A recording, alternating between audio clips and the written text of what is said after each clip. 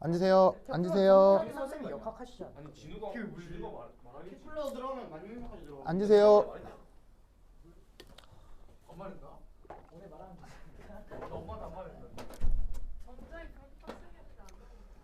나 동작이 많은 색이 한 적이 없는데. 자, 그 다음 해볼 건 그 레너드 존스 포텐셜이라고 하는 건데 얘는 애들한테 일단 안 말해야겠다. 우리 경쟁자 제거해야지. 누나한테 말하면 안 되지. 전작이 나온다고 말하고 다녀야지. 어차피 남자애들은 다 알고. 아니 카페에 말하면 안 됩니다. 빨리 너 짱구. 아 맞다.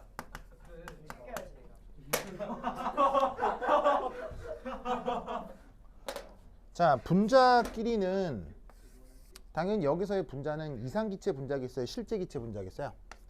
당연히 실제기체. 분자 간에는 상호작용이라는 게 나타날 수 있어요. 상호작용이 뭐하고 뭐라 그랬죠? 인력과 청력. 상호작용이 바로 인력이거나 혹은 청력이라고 했었죠. 그래서 분자 간에는 인력도 있고 청력도 있는데 그 둘 사이에 그 인력 청력에 의해서 뭐가 나타날 수 있냐면 위치 에너지가 나타날 수 있다고 했었어요. 기억나죠? 그래서 그 위치 에너지를 뭐에 따라서 그들 사이의 거리에 대해 함수 관계로 어떻게 표현해 볼 수 있겠느냐라는 겁니다. 그러면서 내가 무슨 얘기를 했었냐면 위치 에너지가 뭐냐 라는 얘기를 했었거든요. 자, 위치 에너지 예로 들어 뭐가 있냐면 아마 중학교 1학년 때인가 2학년 때 맨 처음 배우는 위치 에너지가 요런 거죠. 그렇죠? 요거고요. 그 다음에 뭐 전자기학 같은 걸 배우면 이런 것도 배울 거고요.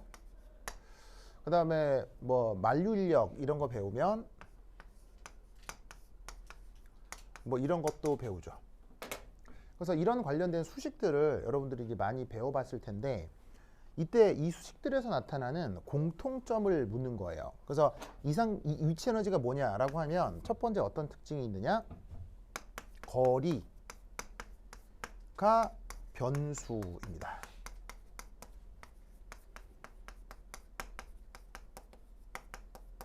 그래서 위치 에너지는 항상 그 변수가 뭐로 나타나냐면 거리로 나타나는데 이 각각의 수식들의 거리가 있나요? 여기도 거리가 있죠? 여기도 거리가 있고 여기도 거리가 있죠. 그래서 모든 위치 에너지 함수는 항상 거리가 변수로 들어갑니다. 그리고 두 번째는 위치 에너지의 중요한 속성이 뭐라고 했었느냐? 상호작용력.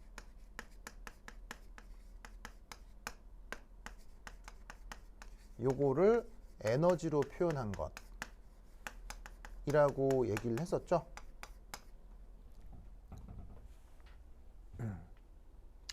자, 그래서 어떻게 되냐면 위치 에너지는 영어 표현으로 포텐셜 에너지라고 해서 줄여가지고는 보통 EP 이렇게 표현하잖아요. 얘를 어떻게 얘기하라고 했었냐면, 이게 어떻게 기억하라고 했었냐면 인력이거나 아니면 청력 이것을 변위 벡터랑 내적을 하는데 상황에 따라 인력이나 청력이 바뀌면 그거를 적분해라. 이게 바로 위치 에너지의 정의라고 했었죠? 기억나요? 그래서 인력하고 청력을 에너지로 바꿨다는 말이 이런 뜻이에요. 그래서 인력, 청력이 나타날 때 그것을 에너지로 표현하는 것이 위치 에너지다. 요거 꼭 기억하시고요. 그 다음 두 번째 E.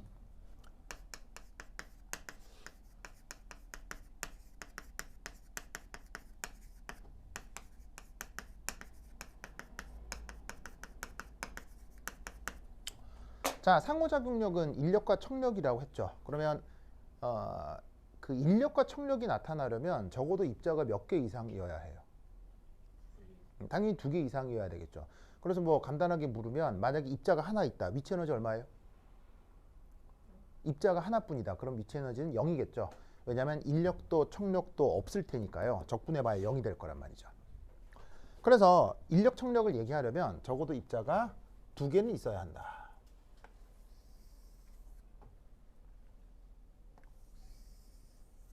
그러면 입자 2개가 있으면 물리학자들은 습관적으로 어떻게 하느냐, 둘 중 하나를 시점으로 정하고 나머지를 종점으로 정해줍니다.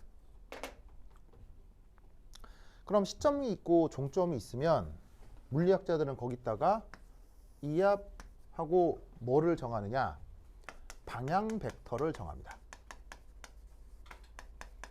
그래서 시점에서 종점으로 향하는 방향이 항상 플러스 방향이 되어요. 그럼 이 방향에 대해 만약에 둘 사이가 이압 청력이 나타난다. 혹은 인력이 나타난다. 라 할 수 있는데 청력은 둘을 멀게 만드는 힘이고 둘을 가깝게 만드는 게 인력이겠죠. 그럼 이때 여기서 청력의 방향이 어떤 방향? 방향 벡터 방향하고 항상 같게 나타나게 돼 있어요. 인력과 청력을 규정할 때는. 그래서 청력의 방향이 항상 플러스 방향이에요. 그러면 인력은 방향 벡터 반대 방향이니까 그래서 마이너스 방향으로 규정을 하는 거죠. 그러면 자, 보시다시피 지금 이 인력 청력이 지금은 따로따로 나타나고 있나요? 동시에 나타나고 있나요? 지금 동시에 나타나죠. 세상 만물의 인력 청력은 따로따로 일어나는 경우는 극히 드물어요. 예를 들면 그냥 수소 원자핵 하나에 전자 하나면 그때는 청력 없이 인력만 있겠지만 보통은 입자들이 되게 여러 개가 뭉쳐있기 때문에 인력만 나타나거나 청력만 나타나는 경우는 거의 없어요. 대부분은 인력 청력이 동시에 나타나죠. 그래서 이것으로부터 무슨 생각을 해볼 수도 있냐면 인력과 청력에 의한 합력을 표현해 보자는 얘기죠. 그래서 그 합력을 뭐 편의상 F 토탈이라고 합시다. 뭐 합력을 뭐 어떻게 전체를 뜻하는 영어 단어 토탈이 있어서 F 토탈로 합력을 얘기해 보도록 하겠습니다. 자, 그럼 얘는 어떻게 표현되냐면 만약에 얘를 벡터 관점으로 표현한다.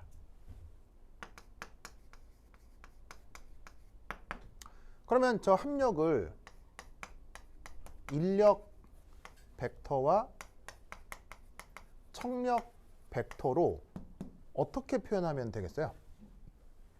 벡터로 표현한다면 동시에 나타난다고 할 때 그냥 더하면 되죠. 그죠? 왜냐하면 벡터라는 것 자체가 이미 뭐를 포함하고 있어요? 방향을 포함하고 있기 때문에 그 모든 게 다 들어가 있는 걸 그냥 고려해 놓은 걸 이렇게 써 놓으면 되는 거라고요. 그래서 뭐 벡터 표현을 하자면 쓸 때 방향을 고려할 필요가 없는 거지. 이미 방향이 고려가 되어 있으니까 그대로 그냥 산술적 더하기라고 생각하면 되죠.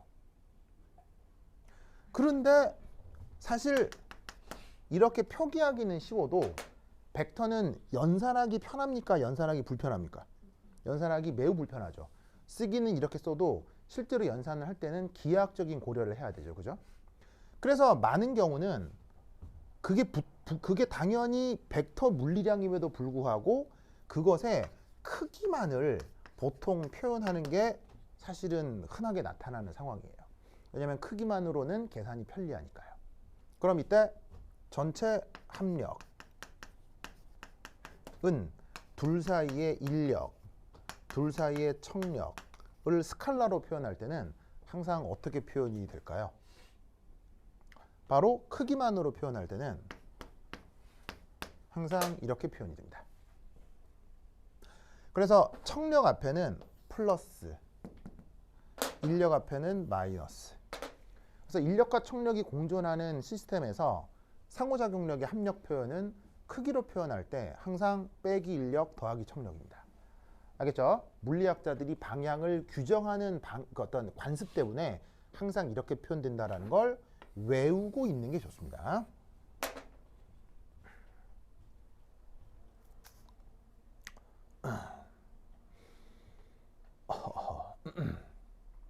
그러다 보니까 이제 어떤 일이 벌어지냐면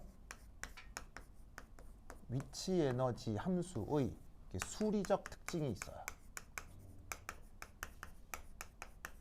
어떤 수리적 특징이 있느냐. 첫 번째 1. 자, 입자들 사이에 오직 청력만 나타난다. 뭐 흔치 않은 경우인데 저것도요. 근데 이제 어떤 경우냐면 그냥 어떤 자유전자와 어떤 자유전자가 만났다라고 쳐보자 이런 말이에요. 전자는 뭐 마이너스 입자니까 그들끼리는 청력이 나타날 거 아니에요. 그렇죠? 그러면 두 자유전자 사이의 청력의 위치 에너지 계산해 볼 수 있겠죠. 그러면 그 값이 항상 어떻게 나타나느냐. 오직 청력만 나타나는 시스템은 위치 에너지가 그래서 양수예요. 무조건 양수로 나타나요. 왜냐? 청력의 방향을 뭐로 정했어요? 플러스로 정했죠. 플러스로 정했기 때문에 요거 적분한다고 할 때, 크기를 적분한다고 할 때 청력이 들어가 있으면 청력은 플러스 값이니까 플러스 적분하면 뭐 나오고 있어요? 플러스 나오겠죠 뭐. 무슨 말씀인지 아시겠죠? 그래서 여기에 청력만 있다. 인력 없고 청력만 있다. 그럼 청력을 크기로 봤을 때 항상 양수로 보기 때문에 양수 적분하면은 뭐 양수가 되겠죠. 그래서 청력만 나타나게 될 경우는 위치 에너지가 항상 양수로 표현됩니다. 무조건이에요. 무조건. 알겠죠? 그래서 이거와 관련된 더 막 그 뭐냐면은 세련된 수학적 표현이 있겠죠. 뭐 적분 구간을 정하고 뭐 이렇게 방향 정하고 한 그런 아주 세밀한 그 물리학적인 계산의 디테일도 있겠지만 그래서 그렇게 계산을 하고 나면 양수라고요. 알겠죠? 꼭 기억해야 돼요. 그러면 역으로 인력은 위치 에너지 계산하면 어떻게 되겠어요? 무조건 음수로 나와요. 그래서 인력에 의한 위치 에너지는 무조건 음수예요. 알겠죠? 그러면 보통의 경우는 인력 청력이 따로 나타나요? 인력 청력이 공존해요?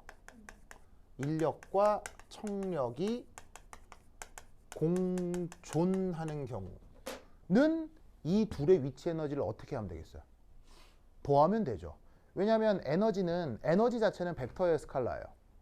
에너지는 스칼라이기 때문에 에너지는 각각의 항들을 그냥 다 더하기로 연결하면 돼요. 그럼 하나는 양수고 하나는 음수인데 두 개가 공존한다. 그럼 두 개 더했을 때 이 위치 에너지는 어떻게 되겠어요? 그때 다르겠죠.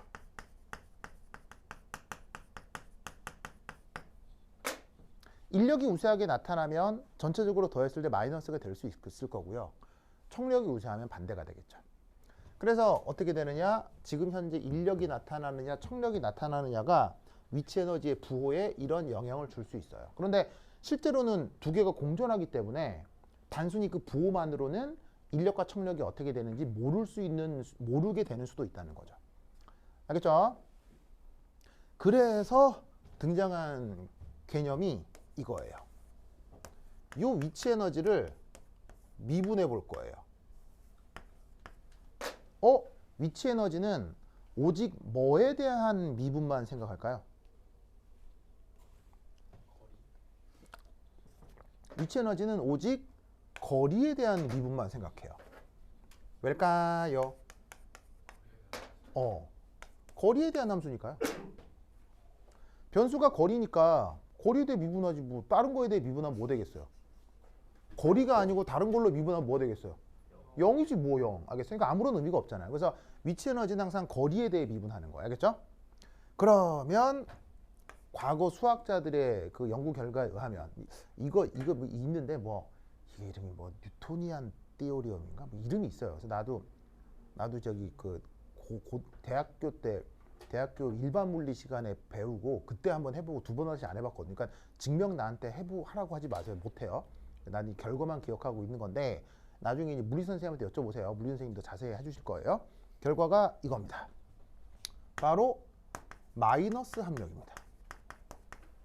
항상 이렇게 됩니다. 마이너스 합력으로 나타납니다. 크기만으로 표현할 때. 그런데 합력을 크기로 표현할 땐 마이너스 인력 더하기 청력이라고 했죠? 그럼 얘를 다른 말로 쓰면 어떻게 된다는 얘기예요? 인력 빼기 청력이 됩니다. 그래서 증명은 나중에 물리 시간에 배우시고요. 요거를 외워주세요. 그러면 여러 가지 화학 문제에 굉장히 편리하게 적용할 수 있어요. 알겠죠? 레온 알겠죠? 외우세요. 증명은 나중에 하시고. 그러면 이때 여기에 있는 미분의 개념이라는 게 다른 말로 뭐겠어요? 미분이라는 게. 미분은 무엇을 알기 위한 계산 방식이에요? 물리학적 관점에서 봤을 때 미분 왜 하는 거예요? 뭐 하려고 하는 거예요? 접선의 기울기 알려고 하는 거잖아요. 그래서 접선의 기울기를 알기 위한 특화된 계산 방식이 그게 바로 미분이잖아요. 그래서 그 미분이라는 게 거리, 위치 에너지 함수에서 어떤 특정 거리의 접선의 기울기를 구해보자는 얘기인데 그걸로부터 인력과 청력이 누가 더 크고 작은지를 비교할 수 있다는 얘기예요. 접선의 기울기는 양수일 수도 있고 음수일 수도 있죠. 그러면 양수면 뭐가 더 우세한 거예요? 인력이 우세한 거고요. 음수면 청력이 우세한 거겠죠. 무슨 말인지 알겠죠? 그래서 그렇게 분석할 때 쓰이기 때문에 저 수식을 꼭 기억해 두시기 바랍니다.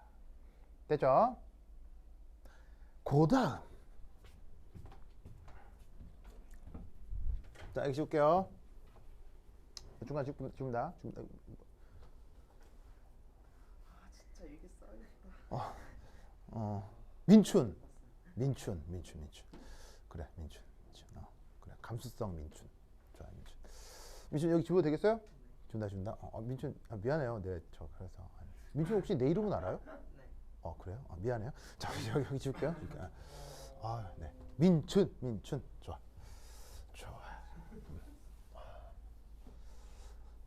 자, 그 다음 4, 네 번째.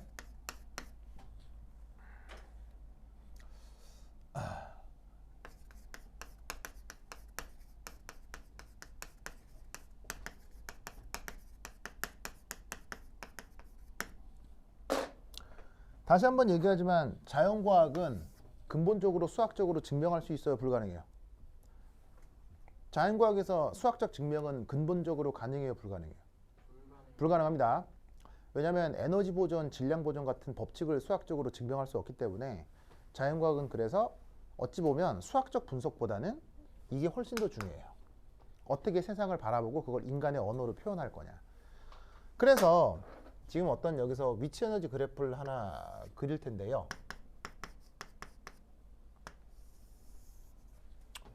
짜잔, 이겁니다. 그래서 지금 그래프를 하나 그렸잖아요. 이 그래프는 수학적으로 증명할 수 없습니다. 그냥 학자들이 인생을 경험하고 실험한 데이터를 분석한 결과 이렇게 제안한 겁니다. 그래서 여러분은 이 그래프의 의미를 알아두셔야 되는데, 자, 우선 X축은 뭐가 되겠습니까? Y축이 위치 에너지잖아요. 그럼 X축은 뭘까요? 무조건 거리입니다. 거리. 그럼 여기서 여러분들이 알아야 될 포인트들이 몇 군데가 있는데, 첫 번째는 여기입니다. 1번. 두 번째는 여기입니다. 2번. 여기가 3번. 여기가 4번입니다. 이 네 가지 포인트들에 대해서 여러분들은 정성적인 분석을 할 수 있어야 됩니다. 자, 첫 번째 1. 이건 어디냐면요. 위치 에너지가 0으로 수렴한다는 뜻입니다. 뭐 할 때? 거리가 무한히 멀어질 때. 그래서 1번은 상황을 그림으로 표현하면 어떤 분자가 있고 또 다른 분자가 있는데 둘 사이의 거리가 무한정 멀리 떨어져 있는 상황을 뜻합니다.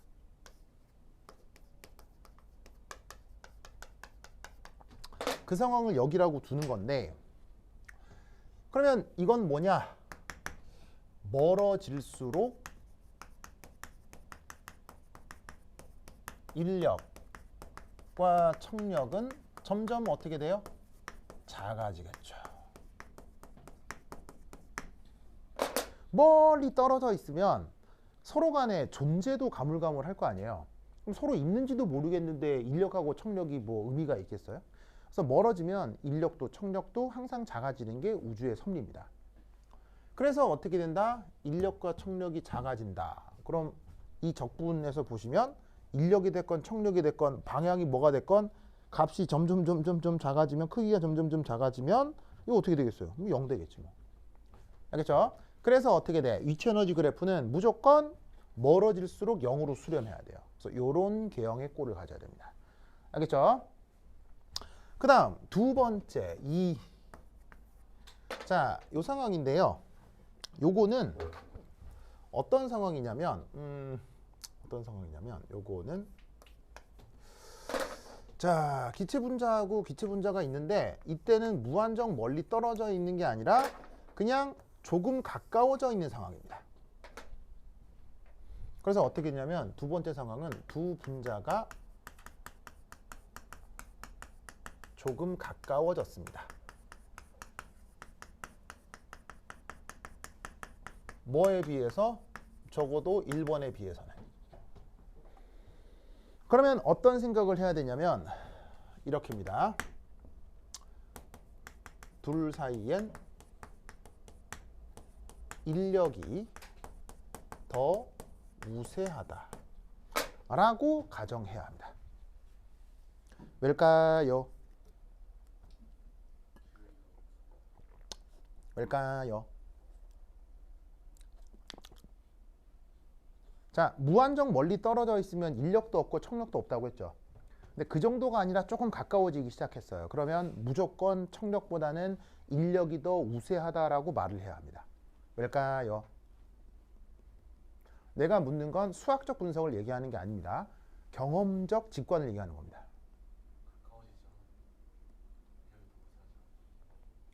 둘 사이에는 무조건 인력이 더 우세하다라고 가정해야 됩니다.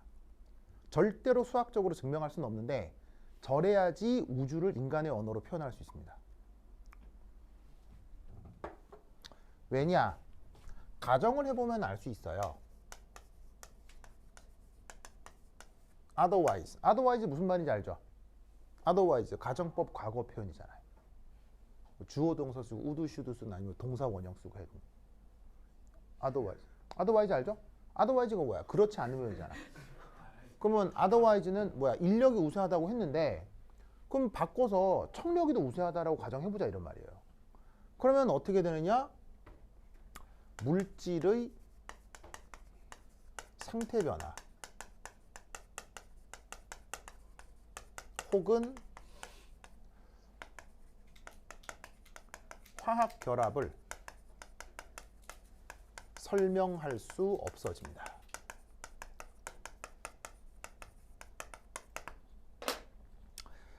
자, 화학 결합을 하건 상태 변화를 하건 입자들이 멀어져야 되는 거예요? 입자들이 가까워져야 일어날 수 있는 현상이에요? 입자들이 가까워져야 상태 변화를 하건 화학 결합을 하건 할 거 아니에요? 무슨 말인지 알겠어요? 그런데 입자들이 그게 원자가 됐건 분자가 됐건 뭐 이온이 됐건 입자들이 적당히 떨어져 있는데 청력이 더 우세해. 청력이 더 우세하면 지들끼리 붙겠어요? 안 붙겠어요? 붙을 리가 없죠. 붙을 리가 없으니까 우리 우주에서 일어나는 상태 변화나 화학 결합을 설명할 수가 없는 거예요. 그래서 위치 에너지 그래프를 고려할 때는 입자 사이 거리가 적당히 가까워졌을 때는 인력이 더 우세하다라고 말을 만들어 붙이고 그 말에 맞는 수식을 도입하는 거예요. 무슨 말인지 알겠죠? 그래서 이 경우 뭐를 계산한다? 짜잔. 얘를 계산하면 다시 그 다음 두 번째. 그러면 인력이 우세하기 때문에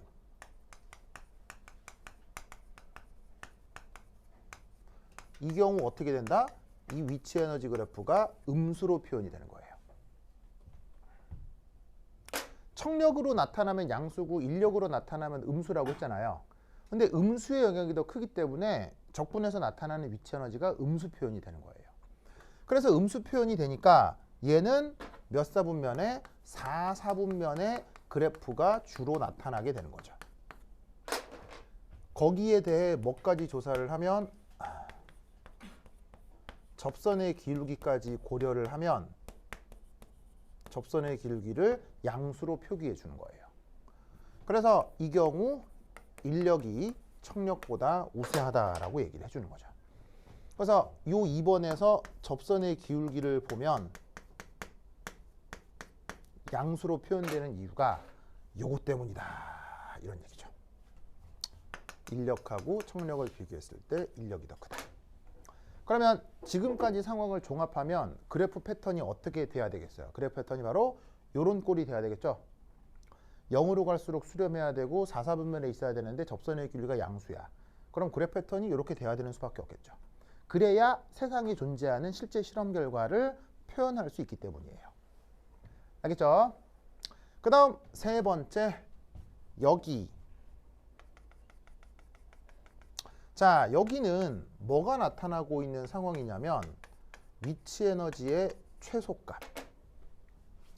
자, 저 위치 에너지의 최소값, 이건 어떤 상황이냐면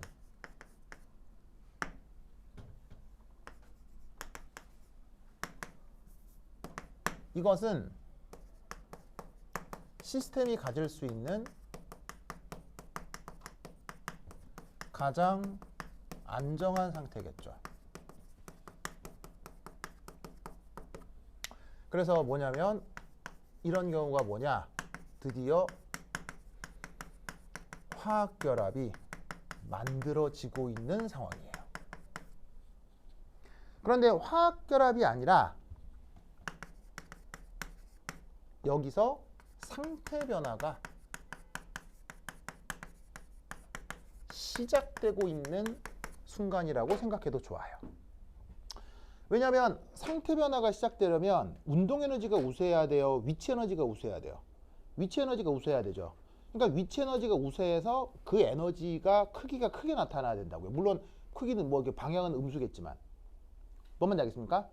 그렇다면 상태 변화의 경우는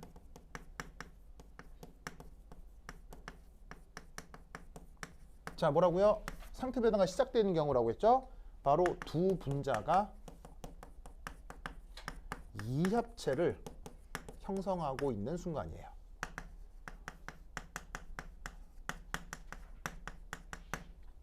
그러니까 지금 여기에서는 어떤 일이 벌어지느냐? 두 분자가 이렇게 이합체를 이루는 거고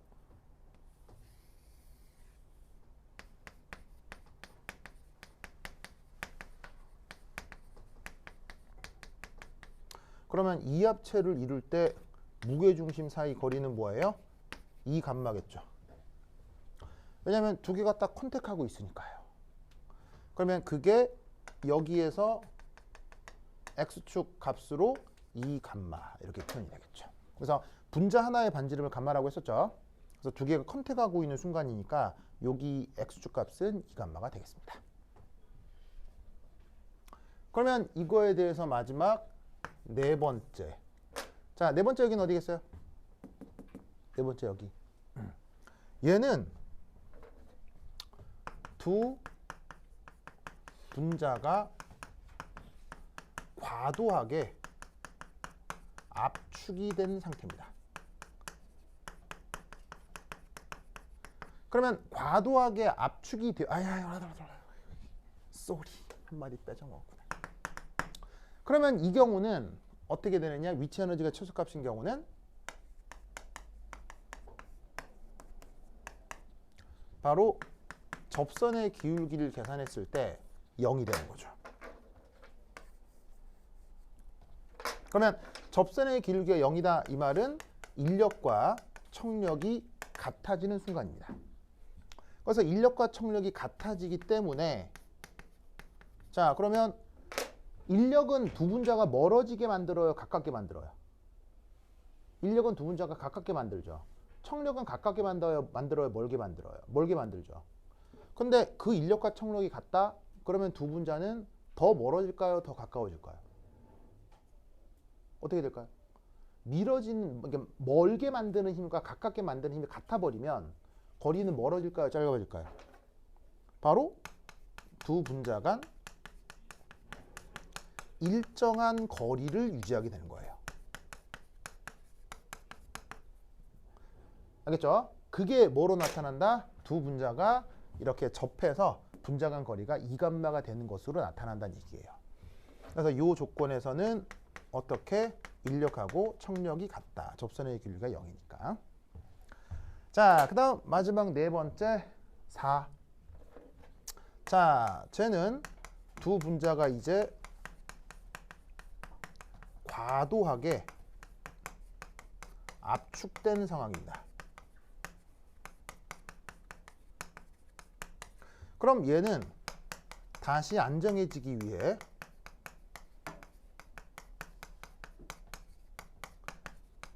뭐 청력이 우세해져야 되겠죠.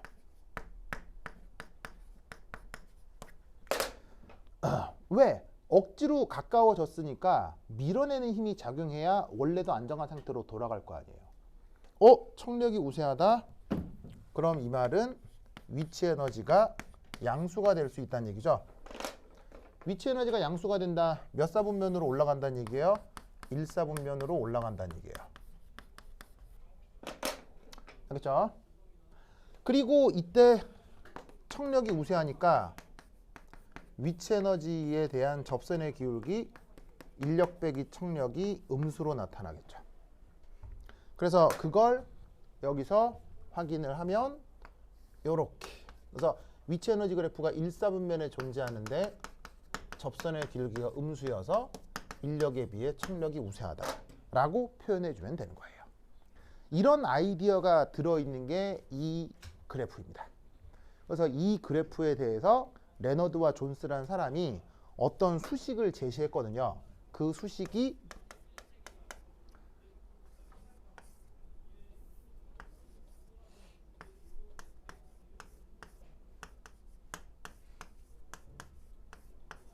이런 식의 수식을 제시를 했어요. 그런데 이 수식이 복잡해 보이지만 큰 의미가 없는 게 그냥 말씀드렸던 이런 의미를 포함하고 있는 수식이에요. 그래서 수식 자체에 대해서 뭐 조금 더 설명이 있긴 한데 그것보다는 이 그래프에서 이런 의미들을 찾을 수 있어야 돼요. 아시겠죠? 그래서 이런 의미들을 어디서도 잘 안 가르쳐 주기 때문에 제가 설명을 드렸습니다. 그래서 많은 화학 수업을 들어도 이런 얘기들은 잘 듣지 못할 거예요. 그래서 나하고 마지막 수업이니까 다른 데서 못 들을 만한 말씀들을 해드렸어요. 근데 이런 건 교수들은 굉장히 좋아해요. 그래서 서울대나 카이스트 입시에서 이런 아이디어를 가지고 교수들이 많이 질문을 하기 때문에 이런 생각들을 알고 있는 게 중요합니다.